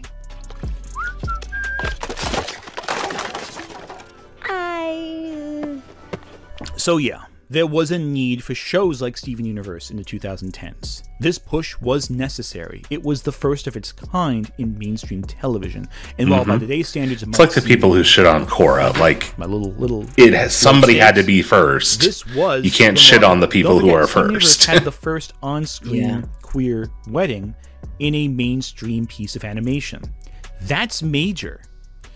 But it's also important to remember that works like the Mona. And because Rebecca Sugar deserves all the accolades for this, for also choosing explicitly to put Ruby and Sapphire in the particular outfits that they were in just to fuck with censors around the world.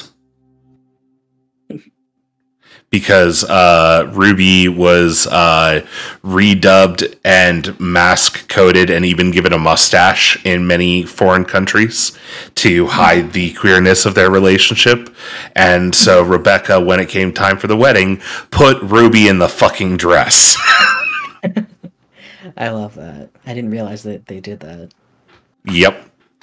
That's why, and also, she put Ruby in the fucking dress, Sapphire in the fucking tux, and put that entire scene in the middle of the most story plot, pivotal, important to the entire thing event in the whole series, so it could not be cut. Oh, I love that. Like, you legit could not cut that scene out without ruining the entire series. Because the introduction of the bad guy happens during that, basically. Hell yeah. So you can't cut it without removing that. So I always have to give Rebecca her due when that comes up. Mm. Also, coming out at that same time, works that were more complex. And these are works that are mainly aimed for younger audiences.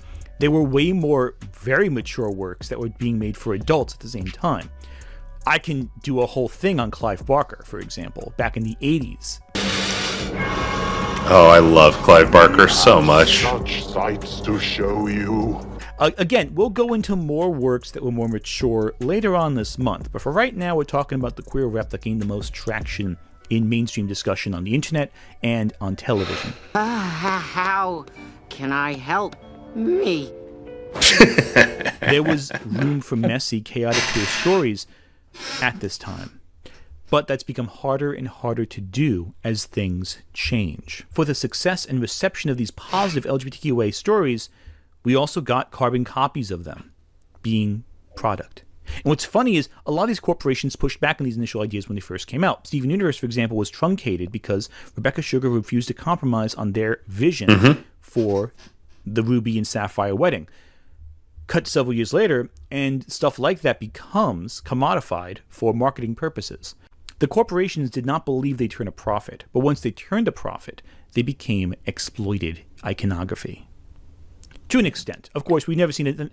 What's funny is the wedding is still leagues ahead of what you see in mainstream animation today. The problem is imagery like it has become more commonplace without the thought, intimacy, build-up, etc. in corporate products specifically. Artist-driven products, that's different, but corporate products have incorporated this imagery on occasion to sell tickets. And in the most mild, inoffensive, easy to edit out ways possible, that imagery has been recycled. Are you asking me on a date? Your pulse and heartbeat have quickened. No. As a result of all this, certain imagery that was once validating has outstayed its welcome, becoming inauthentic because corporations have dug up something, taken something to sell a product. Ultimately, companies are quick to use LGBTQIA narratives to make a quick buck, provided they are to sell. But only for as long as they absolutely have to. The moment that they know, I think that's one of the Big Hero 6 Baymax Adventures things on Disney Plus that he was referencing there, which is kind of part of the point, is that it's just a major anime not a real movie. It's just the side product. An empire consisting of multiple shonen anime. All of that is thanks to the success of one anime from 2016 that put MAPPA on the map. Yuri on Ice.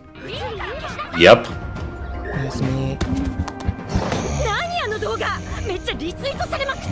To say MAPPA became successful because of this gay ice skating anime is an understatement. It built a foundation of clout, which MAPPA Fair enough. leveraged. Fair enough, Frog. The movie was good. Jobs.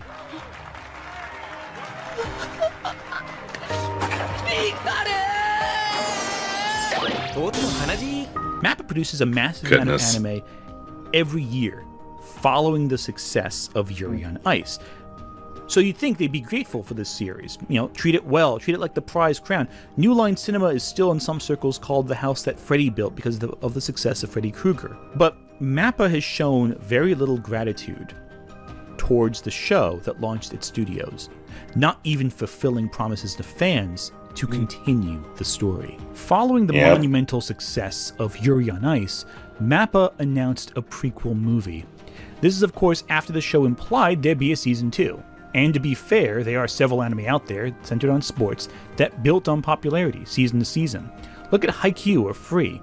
Those shows became massive after repeated seasons were released. Anyway, for years, MAPPA teased Yuri on Ice's movie follow-up, Ice Adolescence, all while announcing new projects or taking over Attack on Titan for its last season. News would come as a trickle feed to the fans, and fans were eager for scraps for over half a decade before MAPPA, one day, just canceled Ice Adolescence outright. But that's not bad enough. The studio also had to rub salt in the wound. When discussing Jujutsu Kaisen's success, MAPPA's CEO declared that Yuri on Ice made them comparatively little money, especially when compared to major shonen shows. Yeah, but do you know what else it did? Its success made it possible for you to get the contract. Yeah, like it was your first thing. Of course you didn't make that much money off it. Even touching upon MAPPA's terrible working conditions or the awful pay rate. This is just my bitterness that one of the better anime to come out of the 2010s got treated worse than The Devil's a Part-Timer. But again, I digress. Let me know if one day you want me to make a Yuri on Ice video. I will if there's enough demand for it. Point is, MAPPA used queer media, exploited it for profit, only to cast it aside when they were done with it just to garner success. And none of this is a reflection of the countless artists and brilliant people behind the scenes on Yuri on Ice who pushed for years to get this made. The fact that they failed to make Yuri on Ice a series as big as Haikyuu is proof that MAPPA just saw it as an asset to increase their bottom line more than anything else. So yeah, that's Yuri on Ice should talent in to make their stories. So one thing that he hasn't touched on, but I think is definitely relevant, is we're talking about a different culture already, right? We're talking about Japan. Japan is Japan has been colonized, right? By they've also done colonizing. Can't forget that. But a big part of Japan's history, right? Japan has also been called nuance in history. That's why he brought me here. I bring in the big bucks, baby. Listen. I like the fact that the vampire is smart. Okay, it works on. I try. I mean, I don't know everything, but I squirrel away information like a. Well, it's kind of like how I point out that the reason why tentacle monsters exist is because Americans slapped Western purity on top of Japan's entire culture after World War II, and it fucked everything up. No, yeah, but so okay, what was I fucking my brain? Too many thoughts.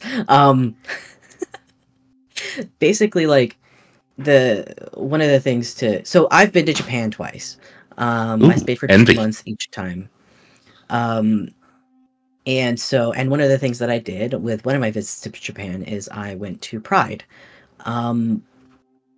It was very depressing. Yeah, it made I came back from that and I cried.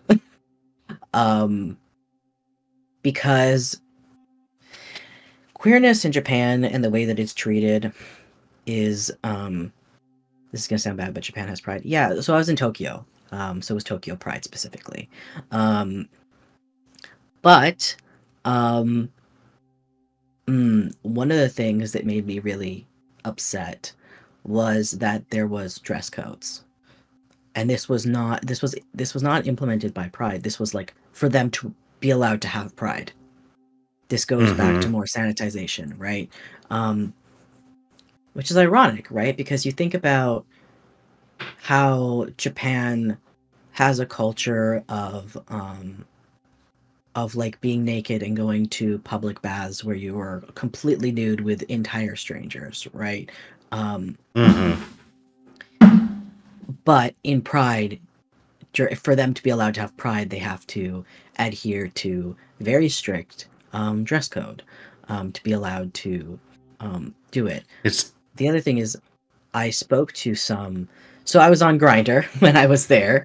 Mostly I wasn't necessarily looking for a hookup. I was just mostly looking for friends and anybody that maybe wanted to go to Pride with me. That wanted to show me around or anything like that. And one of the things with one of the people that I talked to on there that they mentioned was a lot of people, a lot of men, because obviously I'm a gay man, so the people I was interacting with were also gay men. But for them, they were like, yeah, what happens basically is like one of the frustrations that they were talking about was that a lot of gay men will go out to Pride and then they'll go back to their wife back home after that. Pride is the one day where they'll be quote unquote out, but then they'll go back in the closet immediately. And that's like a really common practice. So for people that are out, in Japan, who are fully out, it can be really frustrating to find somebody that actually wants to have like a long-term relationship with you, because it's hard to know, are you somebody who is just out for Pride, quote unquote out for Pride, and then you go back to your quote unquote heterosexual relationship back home, But yeah, one of the things that I found really depressing and it was very hard to see was that sanitization of queerness in Japan. That like, again, it's still not legal to get married in Japan. If you're queer, you're still not allowed to adopt. You do not have the same rights as cis-het relationships, and yet Japan makes a shit ton of money from obviously like BL and GL. Right? Yeah, like they literally it is an export measurement. Yeah, so it's just, it furthers that point of like, capitalism is something that is the main perpetrator, right, of all of this in the end. Purity culture and all this other stuff is used as tools for capitalism in the end. You know what I mean? It's to the point where like, Ellen DeGeneres, right? Oh boy. She's a lesbian, right? And she, when she first, her show got canceled the moment that she came out on her show. But now that she's part of the 1%, she's sitting next to, fucking dictators and like fascists and whatever. And having a good long chat with them. She's having a good all time. And it's like, because any minority that you are a part of suddenly becomes less of an issue to capitalism as long as you are part of the capitalistic, as long as you're willing to bend the knee. Yeah. As long as you're part of the 1%, and I think that's the thing, is like people forget it, like yeah, Frog's got it. I'm gay only on weekends and holy days. Yeah, pretty much. I mean, that's literally what it is. And it's very fucking depressing. But yeah, it was one of those things where like you end up kind of realizing that, I don't know, I understand his criticism of Yuri on Ice and everything, but it's like, it's also a bit more understandable with the cultural. It's one of those things where it's like, it's so much deeper, is more of what I'm getting at. It's not just like, oh, they just don't care about it's Japan. You don't even have rights about, you know what I mean? Like, they don't have rights. What do you mean? Like, you don't have rights as a queer person in Japan. Like the only way, for example, if you're trans, to get hormones in Japan, is for you to be diagnosed with being trans, basically. You have to have like a doctor's diagnosis of it for you to be able to get hormones and do any amount of transition. that's how it has to be done. It's very medicalist. And so like this is just scratching the surface of like Japan. Like this is just like, okay, I guess you could, it's just very like top of the iceberg for Japan's like issue, you know? Yeah. I legit, as Frog said, legit on point. No further commentary to be added. Yeah. Well, I have the unique like experience of having actually been there, you know. It's really cool. Yeah, I mean, I have. Yeah. Anyway. All right. Messy, mean-spirited, cruel, sassy, sarcastic, problematic stories. The recent trend exists as a response to queer creatives trying to rebalance the scales of the previous generations, where the underground scene was the only way LGBTQIA content could be created, where the caveat was to make it more exploitative, to make it more extreme, to put butts in seats. But now we've seen the opposite happen. The pendulum is swung in the opposite direction, and we need to become more exploitative, more trashy, and embrace, at times, not always, but at times, the more exploitative and extreme. This is in order to rebalance the scales, not to tip the scales in the other direction. We still have a place for honest, intimate, sweet stories, but we also need the crasser stuff, the meaner stuff, the crueler stuff, the stuff that all stories are valid. Design. Because companies only want the image of safety. They don't really care about going too far. Take a look at Saltburn, for example, a movie that garnered great controversy because it showed some pretty messy, pretty extreme stuff for the modern day. You compare Saltburn to Pink Flamingos, it's tame. It's extreme. Oh, it was very tame. But people for the 2020s, were losing their minds over Saltburn was extreme. What? Right. It wouldn't have been extreme in the underground 70s scene, however. That's proof that we've pushed the scales too far in one direction. We need something to come to tilt it and rebalance things just a bit. There are several novels and comic books out there that bring this kind of messy, problematic, realistic queer rep to life. But mainstream studios just aren't welcoming of it outside of niche genre affairs. John Waters has been struggling to get funding for his upcoming film project, despite his likeness and image becoming part of the Hollywood landscape. The fact that John Waters can't get something, funded The Simpsons, or supported is ridiculous. I'm sorry. Yeah. But they don't seem interested in funding his film projects, the very thing that elevated his name to such a success. Occasionally, we will get something that is subversive. Now, later this month, I'm going to go into the ground being covered by horror and comic books, but mainstream films can stand to learn a lot from the world of literary fiction. A great example of queer rep in recent media that I'd like to see more of is, again, Leigh Bardugo's Grishaverse novels, especially Six of Crows, which, again, like Yuri on Ice, I keep bringing up in these videos. This entire series is about really a fan of the criminal series. bisexuals and their one token straight friend going on crimes and being absolute menaces to society. It's fantastic. It even got partially adapted into a Netflix series that was, again, canceled. Yeah, it pissed me off. This keeps happening, in case you haven't noticed. So, you see what I'm saying right now? Even the good stuff we get is canceled before we can even enjoy it. And Shadow and Bone, the adaptation, quote-unquote, of Six of Crows, that was doing fairly well. It had a pretty big audience. It was in Netflix top 50 of last year. It just wasn't the top 10.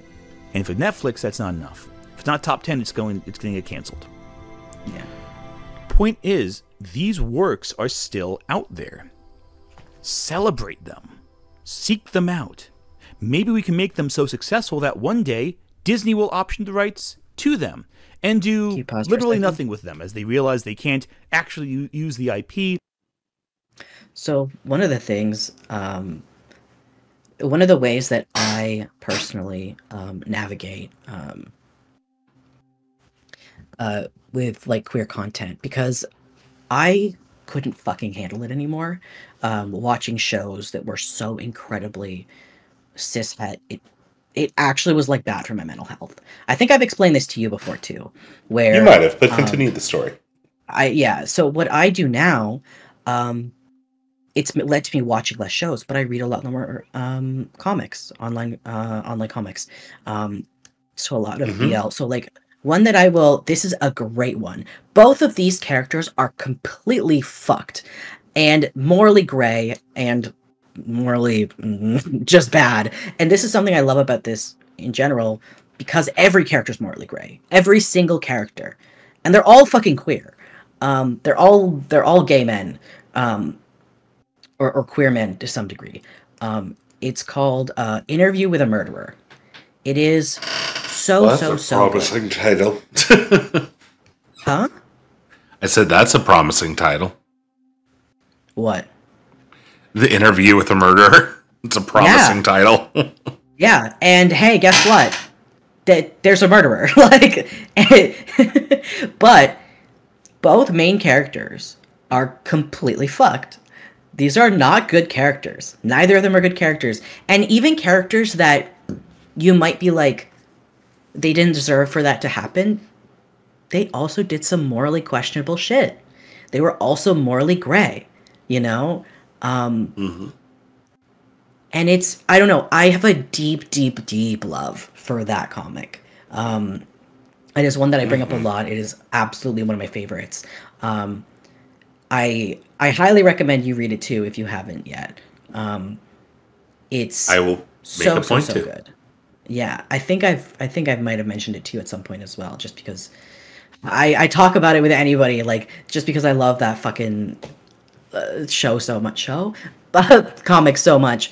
But yeah, I think about it regularly too. It's one of those things where it's like I would love to do like a video on it or something. Like that would be really fun. But energy and all that. But yeah, it's a really good one. But yeah, both characters are extremely morally gray. You know, one significantly more morally fucked, but honestly, both of the main characters are, oh my god. And also, like, it doesn't have a happy ending, you know? But it also feels right for it to end the way that it does. And I don't know, it's a great one. It's very messy. These are all extremely messy queer people. And in that same vein, like, I really like there's a lot of really great BL comics out there, where the relationships are kind of fucked up and toxic.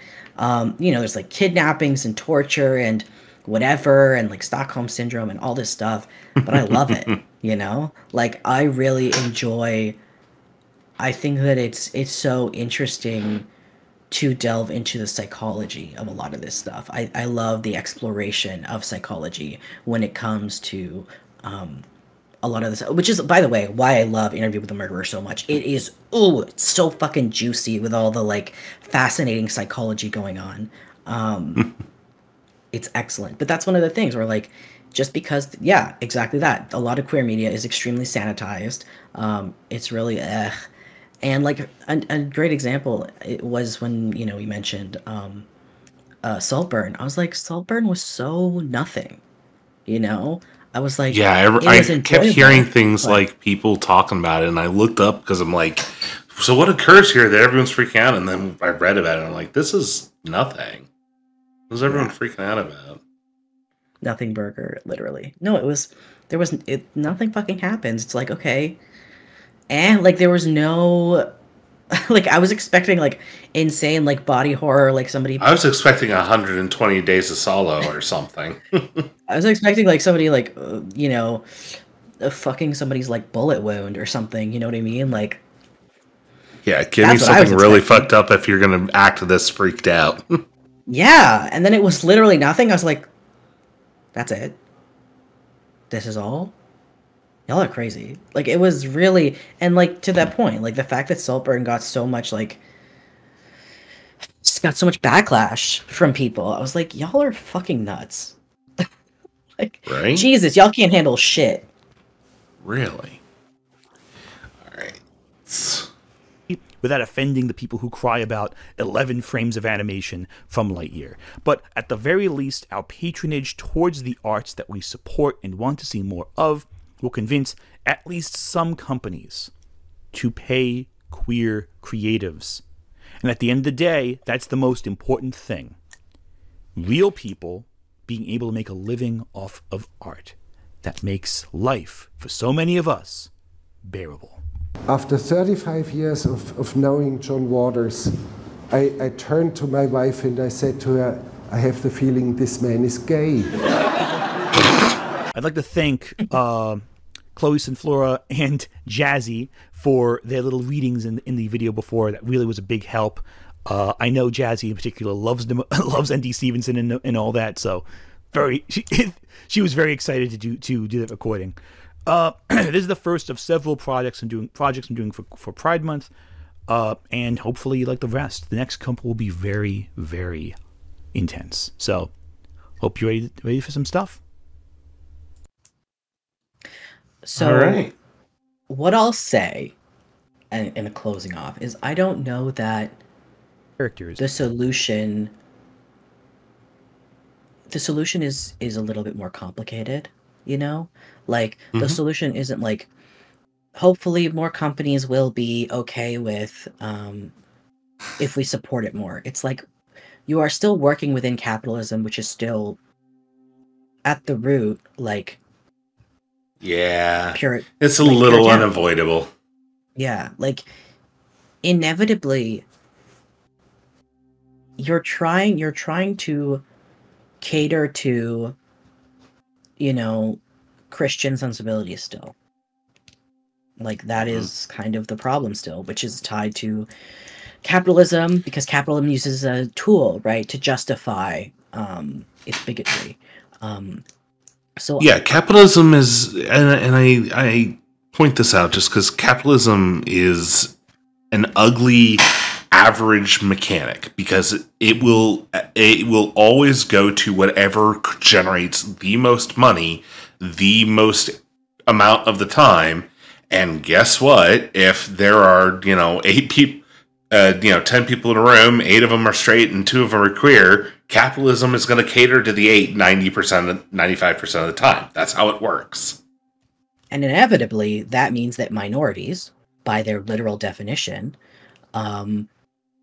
are not their target. Right? Yep. By the pure definition of what minority means. It means minority. Therefore, it doesn't benefit capitalism to cater to us, to cater to queer people, to cater to people of color. It simply does not benefit them. You know, they will still try to do some stuff, again, the bare minimum, so that they can get our money also, but we're still not their priority, and we never will be. And that's the main problem.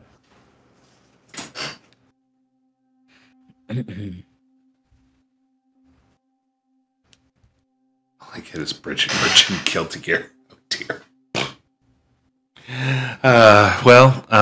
I think that was a very interesting video. I really enjoyed it.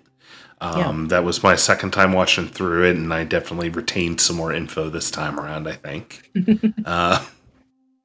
And it was a lot of fun doing it with you, Silver. Yeah, this was fun. I don't always have the energy to do this kind of like thing, just because it takes a lot of brain power, you know?